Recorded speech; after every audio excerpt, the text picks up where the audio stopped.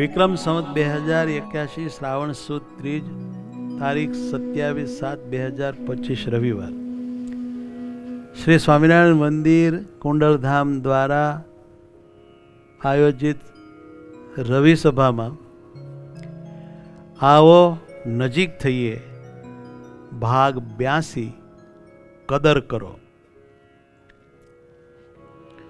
આપ જાણો છો આપણી મોટામાં મોટી નબળાઈ છે સામા માણસની કદર કરવી નહીં. તે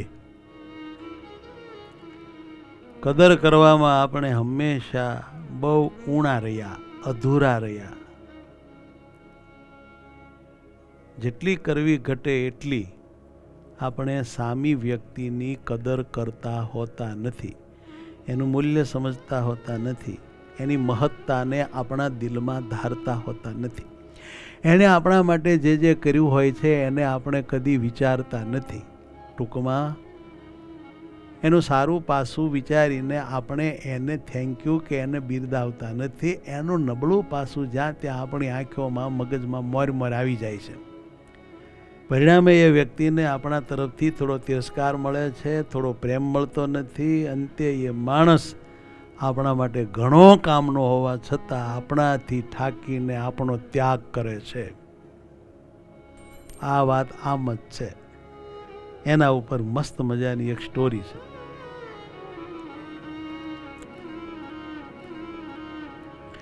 જ્ઞાન કદર ને કિંમત જો સમયસર ન કરાય. આ પાછું ટાઈમ ટુ ટાઈમ થવું જોઈએ. મોડું થઈ જાય પછી કાંઈ કામનું નથી. જ્ઞાન કદર ને કિંમત જો સમયસર ન કરાય તો પ્રેમ અને લાગણી લઈ લે છે વિદાય. આપણે બધા એકબીજામાં પ્રેમ રાખીએ છીએ, લાગણી રાખીએ છીએ, જોડાયેલા છીએ. આપણે બધાને સારું બને છે, એકબીજાની મદદ કરીએ છીએ, સંપીને રહીએ છીએ. ભાઈ આત્મીયતા છે, પણ એકબીજાની જો યોગ્ય કદર આપણે નહીં કરીએ અને એકબીજાનો મહિમા કહેતા કિંમત આપણે મનમાં નહીં રાખીએ તો એકબીજા પ્રત્યે જે લાગણી છે, પ્રેમ છે, એ ચપ્પલ પહેરીને રવાના થાય. આ હેત, આ દિવ્યતા, આ પ્રેમ ભાવ, અહોભાવ નાશ પામી જશે અને પછી અંતરમાં ઉદ્વેગ રહેશે, સુખ ને શાંતિ નહીં રહે. માટે પ્લીઝ કદર કરો, સામી વ્યક્તિની કદર કરો અને પોતાની કદર કરાવવાની વાસના ટાળો. મને કોઈ ગણતું નથી, મને કોઈ પૂછતું નથી, મારી કોઈ કદર કરતું નથી, મારું કાંઈ સન્માન ન કર્યું, મારું કાંઈ નામ ન લીધું, મને પૂજનમાં ન બોલાવ્યો, આટલી સેવા કરીએ છીએ પણ આપણને કાંઈ રાજીપો નથી. આવા બધા વાસનાના, માનના કહેવાતા ડીંડા ખોટા ઘાટ ટાળીએ. હામાને યશ દઈએ, સામાનો મહિમા ગાઈએ, સામાની કદર કરીએ, એને મોટા બનાવીએ, આપણે નાના થઈને રહીએ. આ જ એકબીજા સાથે જોડાઈ રહ્યાની જડીબુટ્ટી છે. આ સમજણ જ. બાકી તો હવની મોટાઈ વધારવા, હવને મહાન ગણાવવા ધૂણવા માંડીશું ને તો કોઈમાં કોઈને લાગણી પ્રેમ નહીં રે. વિખાઈ જાવું બધા. જ્ઞાન કદર ને કિંમત જો સમયસર ન કરાય તો પ્રેમ અને લાગણી લઈ લે છે વિદાય. આ સત્સંગની જ વાત નથી, ઘરોઘરની વાત છે. ઘરમાં પણ ખાસ તો જ્ઞાન માણસની કિંમત બે જ સમયે જણાય. એવું કા? જ્ઞાન માણસની કિંમત બે જ સમયે જણાય. કયા બે સમય? એક ગરજ હોય ત્યારે,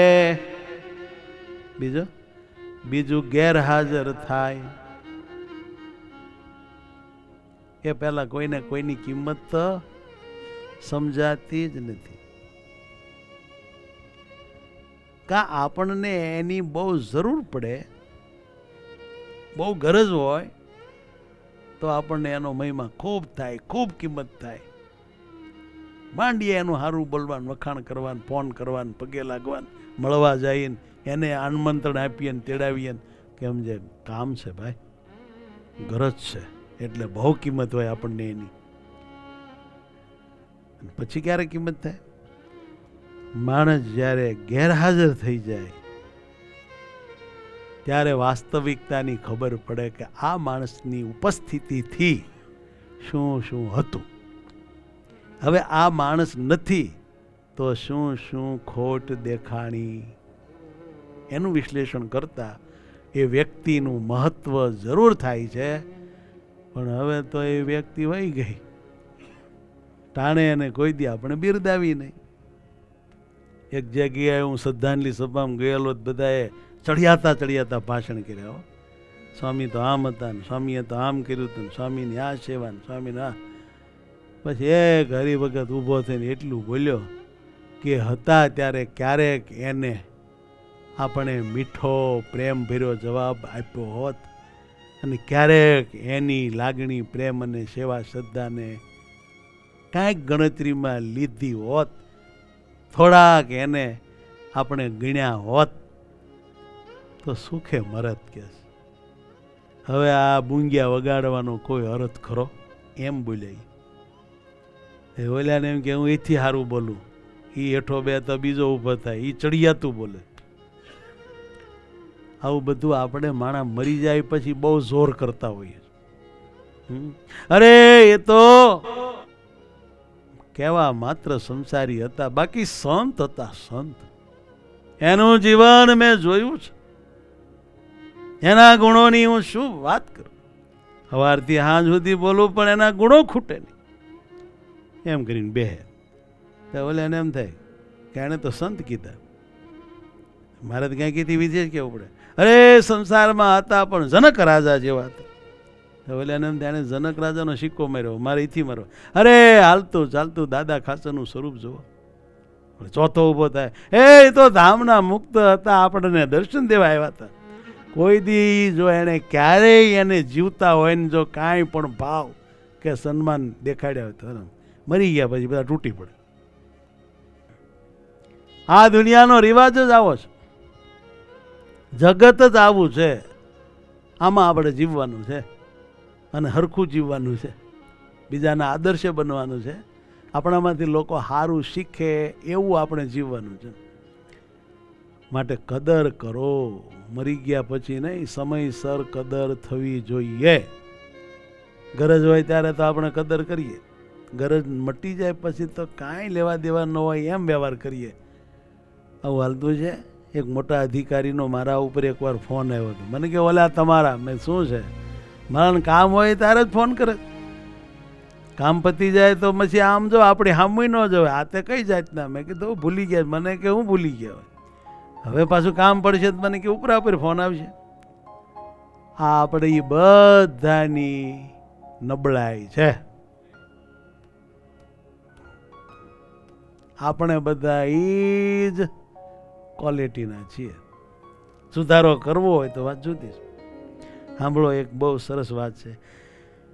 એક હરિભગતનું ઘર ગણો ને, આપણે બીજાનું શું કામ કહેવું. ભાઈ નોકરી કરતા હતા, એને એક દીકરો હતો, એક દીકરી હતી, એના પત્ની શ્રીમતીજી. આ ભાઈ નોકરીથી રાત્રે ઘરે ફર્યો પાછો રાતે, તેણે પોતાના ઘરનો ડોરબેલ વગાડ્યો. ડોરબેલ વાગતા જ તેની પત્નીએ દરવાજો ખોલ્યો અને પતિને સીધો સવાલ કર્યો, શાકભાજી લાવ્યા? ના, એ તો હું ભૂલી ગયો, મારે ઓફિસમાં વર્ક લોડ બહુ હતું, કામ હતું, મને યાદ જ ના રહ્યું, મને ભૂલાઈ ગયું. વાહ, યાદ જ ના રહ્યું.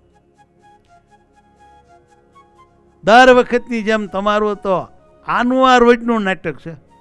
તમે તો રોજે રોજ આવું જ કરો છો, તમને હવે કશું યાદ રહેતું નથી. આમ શ્રીમતી માંડ્યા ઉલળવા, ઘણું બોલ્યા. રોજની જેમ બબડતી રોહડામાં જતી રહી અને પતિ પછી ઘરની અંદર આવ્યો. અંદર આવતા તેણે જોયું તો પોતાનો જુવાન દીકરો મોબાઈલમાં વિડીયો જોઈ રહ્યો હતો. આજકાલના છોકરા બીજું કરે હું, એણે એના પિતાને અંદર આવ્યા એટલે કહ્યું, પપ્પા, મમ્મી સાચું જ કહે છે, હવે તમે વૃદ્ધ થઈ ગયા છો. અને ઝટકો લાગ્યો.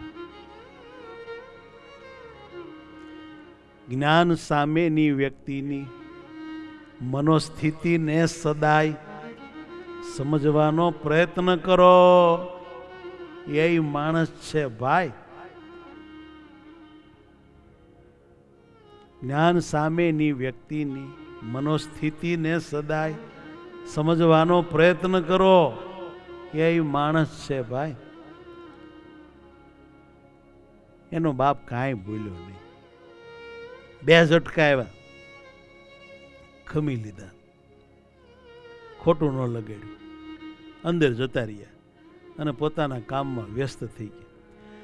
થોડો સમય ગયો હશે, તે પિતા વોશિંગ મશીનમાંથી કપડાં લઈને સૂકવવા જતા ત્યારે એમણે બાજુના રૂમમાં પોતાની યુવાન દીકરીને કોઈની જોડે ફોન ઉપર વાત કરતા સાંભળી. અને દીકરી વાત કરતા કરતા એવું બોલી કે હું તો ભગવાનને એવી પ્રાર્થના કરું છું કે મને મારા બાપ જેવો પતિ ના મળે.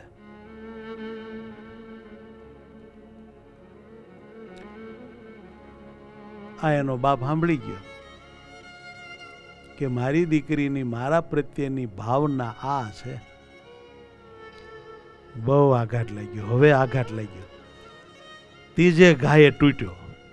પત્નીએ ઘા ઘણા માર્યા, ન તૂટ્યો. છોકરાએ ઘા માર્યો તો ન તૂટ્યો. પણ છેવટે દીકરીએ આવો ઘા માર્યો અને એ માણસ તૂટી ગયો. કદર કરી નહીં અને કઠણાઈ કરી બધાએ. જ્ઞાન પિતાનું સ્થાન ઘરના મોભની જેમ ગણાય. જ્ઞાન પિતાનું સ્થાન ઘરના મોભની જેમ ગણાય. બધો ભાર ઉપાડે છતાં, ઘરમાં મોભ હોય ને એ મોભારાનો બધો ભાર ઉપાડે. બધો ભાર ઉપાડે છતાં સહુને નડતો જણાય. સહુને નડતો જણાય કે આ મોભનો ખોદો લ્યો. આમ બાપની જગ્યા મોભના ખોદા જેવી છે આ સંસારમાં. તોય ધૈન છે બધા બાપને હિંમત સાથે જીવે છે. એની દીકરીની આ વાત સાંભળીને પિતાને ખૂબ આઘાત લાગ્યો. ખૂબ આઘાત લાગ્યો. વળ ખાઈ ગયો એ માણસ. અને એટલા બધા વિચારો આવવા લાગ્યા, એટલા બધા વિચારો આવવા લાગ્યા કે ઊંઘી ન શક્યો. બિચારો ખાઈ ન શક્યો.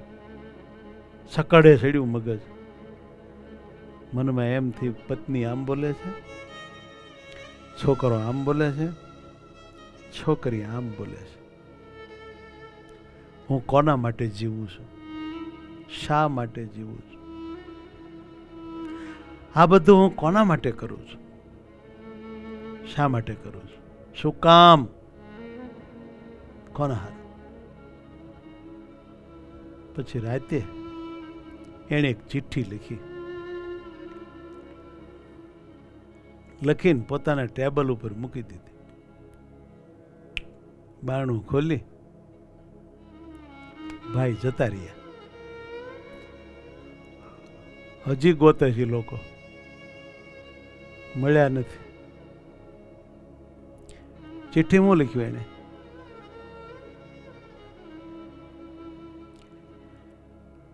ચિઠ્ઠીમાં લખ્યું હતું કે અત્યાર સુધી મેં પરિવારના સ્વાસ્થ્ય માટે, પરિવારના સુખ માટે, ભલા માટે મારી જિંદગીનો સમય, શક્તિ બધું જ આપ્યું છે. પણ હવે મને તમારી વાતો ઉપરથી અને આ ઘરના માહોલ ઉપરથી એવું લાગ્યું કે હવે હું તમારા કામનો રહ્યો નથી. તેથી હું પોતાને માટે સમય આપું અને એટલા માટે હું ઘર છોડીને નીકળી ગયો છું. તમારા બધાના માટે મેં બહુ સમય આપ્યો, પણ હવે તમારે મારી કોઈ જરૂર હોય એવું નથી, તો હવે હું મારા માટે સમય આપું. એટલે હું નીકળી ગયો છું. શું કરે બધા? ચીઠી હાથમાં પકડીને એકબીજાને સામું જોવે. પછી તો ગોતવા નીકળ્યા, બહુ ગોત્યા, ક્યાંય મળ્યા નહીં. સમય વીતતો ગયો. થોડા દિવસોમાં કરિયાણાની વસ્તુઓ ઘરમાં આવતી બંધ થઈ ગઈ. કેમ? જે બિલ ચૂકવવાના બાકી હતા એટલે લોકોએ સામાન આપવાનું બંધ કર્યું. દીકરાના ટ્યુશનમાંથી ફોન આવી ગયો કે હવે ફી નહીં ભરો તો તમને ટ્યુશનમાં નહીં આવવા દે. થોડા દિવસો પછી કચરા પોતા કરવાવાળી કામવાળી ઘરે આવતી બંધ થઈ ગઈ. કેમ કે એમને ચૂકવવા માટેના પૈસા નહોતા. ધીરે ધીરે સૌને સમજાયું કે આ ઘર જેને કારણે ચાલતું હતું તેની તો આપણે ક્યારેય કદર કરી જ નહીં.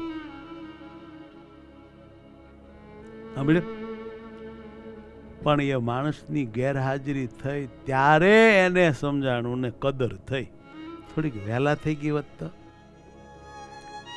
કે આ ઘર કોને કારણે હાલતું હતું તેની આપણને આજ ખબર પડી. અને જે આપણા માટે જીવતા હતા, આપણા માટે બધું કરતા હતા, એની આપણે કાંઈ કદર કરી નહીં. આ ઘર જેને કારણે ચાલતું હતું નિદાન તેની તો આપણે ન કરી કદી કદર જ જ્ઞાન. એ જીતેની તો આપણે ન જ કરી કદી કદર જ જ્ઞાન. એ આપણે માત્ર ખામીઓ જોઈએ રાખી સદાય, ખૂબી ઉપર ધ્યાન ન દીધું જ્ઞાન આપણે કદાય. ખૂબી ઉપર ધ્યાન ન દીધું જ્ઞાન કોઈએ કદાય. આપણે તો બસ એવું જ વિચાર્યું કે તમે આ નથી કરતા, તમે ઓલું નથી કરતા, તમે આમ નથી કરતા, તમે ઓલું ભૂલી જાઓ છો, તમે યાદ નથી રાખતા, આમ ને તેમ ને ફલાણું. આમ કેવળ એમની માત્ર ખામીઓ જ કાઢીને ખામીઓ જ ધ્યાનમાં રાખી. એક પુરુષ કે જે રાત દિવસ તડકો ખાઈને, ટાઢ વેઠીને, વરસાદની ધારા વેઠીને, માન અપમાન જગતના સહન કરીને પોતાના પરિવારનું પેટ ભરતો હોય છે. એ ઓફિસમાં ઘણા બધા અપમાનો અને મુશ્કેલીઓ સહન કરીને ઘેર આવતો હોય છે. એના ઉપર ઘણો કામનો લોડ હોય છે, જવાબદારીઓ હોય છે, ટેન્શન હોય છે. અને એ જ્યારે ઘરે આવે જો ને બચારો આખું ઘર ઉપાડીને આમ જો કેવો દુઃખી થાય. જો એ આપણે છીએ, હેઠે છીએ. અરે જ્યારે ઘરે આવે ત્યારે જો તમે પ્રેમથી માત્ર આદર આપશો ને અને એક સ્માઇલ સાથે ઘરે સ્વાગત કરશો તો 50% ઓફિસના દુઃખો એ પુરુષ ભૂલી જાય. બહાર થયેલા માન અપમાન તિરસ્કારને ભૂલી જશે. પણ જો ઘરનું વાતાવરણ જ ખરાબ હશે તો એ માણસ ક્યાં જશે? જ્ઞાન બહારથી થાકેલો વ્યક્તિ આવે નિજ ઘેર. જ્ઞાન બહારથી થાકેલો વ્યક્તિ આવે નિજ ઘેર. અતિશય દુખી થાય તે જો ઘેર હોય કાળો કેર. અતિશય દુખી થાય તે જો ઘેર હોય કાળો કેર. વાલા ભક્તો, આપણા જીવનમાં પણ આવું જ છે. કોઈ પિતા, કોઈ વડીલ, કોઈ મોટો ભાઈ, કોઈ નાનો ભાઈ, કોઈ મિત્ર કે કોઈ બેન કે ભાભી વગેરે કોઈ વ્યક્તિ આપણા માટે ઘણું બધું કરતા હોય છે. આધ્યાત્મિક માર્ગમાં આપણા સંતો, આપણા ગુરુ, મોટા ભક્તો આપણા માટે ઘણું કરતા હોય, પણ એ આપણને દેખાતું હોતું નથી. અને આપણે એમની કદર કરતા હોતા નથી. પણ વ્યક્તિ હયાત હોય ત્યારે જ તેની કદર કરી લેવી જોઈએ. કેમ કે એકવાર તે સમય હાથમાંથી જતો રહેશે તો પછી ક્યારેય તેમના પ્રત્યે કૃતજ્ઞતા વ્યક્ત કરવાનો ચાન્સ નહીં મળે. વયા ગયા તો માફી માંગવાનું ટાણું નહીં મળે. માટે જીવતા કરી લેવું જે કરવું હોય. અમે એક સંતની શમશાન યાત્રામાં ગયા હતા. ત્યાં આ બધા સંતના એક બાજુ સંસ્કાર થતા હતા અંતિમ, અને એક બાજુ શ્રદ્ધાંજલિ સભા ગુણાનુવાદ થતા. એમાં એક પછી એક બધું બોલતા હતા. એમાં એક એના નિકટના સંતે એમ ભાષણ કર્યું કે અમારે કે તમારે વિશે જે કાંઈ થયું છે એમાં જે કાંઈ બન્યું તે અમને તમે માફ કરી દેજો. એમને કાંઈક ઘર્ષણ થયેલું, નાના મોટા ડખા તો હોય, તે કે અમે માફી માગીએ છીએ. પછી એના પછી એક સંતનો વારો આવ્યો. એણે આવીને સીધું એમ કીધું, હવે હું અગ્નિ બળી ગયા પછી માફ કરજો. જીવતા માગવાની જરૂર હતી, જીવતા કે મોડું થઈ ગયું તમારે. આવું બોલ્યા ન્યાન્યા. આ માયક તો જેના હાથમાં આવે એ રાજા. આપણે બોલી નાખ્યું એટલે બહુ કાંઈ એવો ગર્વ લેવાની જરૂર નથી. મેં કહી દીધું ને, હું તો કહી દઉં મેં કહી દીધું ને. પણ પછી માયક કોક લઈને જો હામે ઝાપટે ને તો બહુ મુશ્કેલી થઈ જાય. કહી દીધાનો બહુ દાંડીઓ હોય ને ભાંગી જાય બધું. માટે જાળેવા જવું. ઘણાને હું એવું ભરાતું, હું તો કહીશ, હું તો બોલીશ, હું તો કહી દઈશ. કોક હામું ઝાપટ છે તું કરશો. માટે સમાન સોતા જીવો, એમાં તમારું ભલું અમારું ભલું. બહુ રવાઈ દો, બહુ રવાઈ દો. આજકાલ આ દુનિયામાં કોઈ કોઈનું કોઈ માન રાખે એમ નથી. તમે હું છો એની કોઈને પડી નથી. માપમાં રહ્યો ને તો બધા થોડોક પ્રેમ આપે. બાકી વધારે અહંકારને વાયડાઈ કરો ને તો અત્યારે રાજાશાહી નથી, લોકશાહી છે. માટે લોકશાહીને ધ્યાનમાં રાખીને જીવવું. પહેલાં રાજા હતા ને એને છત્ર સમર ને આમ બધા ઠઠારા પઠારા હતા. હવે બિચારા નેતા આવે તો બોડીગાર્ડ હોય અડખે પડખે. કેમ જે લોકશાહી છે જાણો. આ બધું સમજીને જીવવા જેવું ટાણું છે. પછી તમારી મરજી. એ ભાઈ જો વયા ગયા ને તો થેન્ક યુ કહેવાનો કે માફી માગવાનો ચાન્સ નહીં મળે. માટે એ બધું જીવતા કરી લેવું, જીવે જ ત્યાં. અને એટલે તો મહારાજે એવી સરસ વાત કરી, પ્રકૃતિ સામું તો ન જોઈએ, સારા ગુણ હોય તે ચિત્તમાં પ્રોયે. કોઈના નરા સ્વભાવ જોઈને એને હંમેશા આપણે આમ જેમ તેમ માની લેવાની ભૂલ ન કરવી. સારા એના ગુણ હોય તે ચિત્તમાં પરોવવા, એનો ગુણ પણ રાખીએ ભાવે, એ પણ હરિના ભક્ત કહાવે. એને આપણ સારું વેઠા દુઃખ, ત્યારે આપણ પામ્યા છીએ સુખ. આ રાખવું પડે ને ધ્યાનમાં. હે એને આપણ સારું વેઠા દુઃખ, ત્યારે આપણ પામ્યા છીએ સુખ. એની ટેલમાં રેજો રે તમે, એમ તમને કહીએ છીએ અમે. કેટલા સુંદર શિખામણના આ શબ્દો છે. કેટલી મોટી વાત છે. છેલ્લો દોહો, વ્યક્તિ હયાત હોય ત્યાં જ, એ વ્યક્તિ હયાત હોય ત્યાં જ કરી લેજો અતિ કદર. ચાન્સ જતો રહેશે તો જ્ઞાન થશે બહુ ફિકર. પછી જ્ઞાન થશે બહુ ફિકર.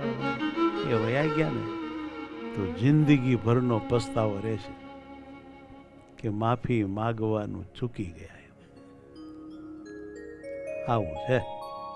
ભાવથી જય સ્વામિનારાયણ.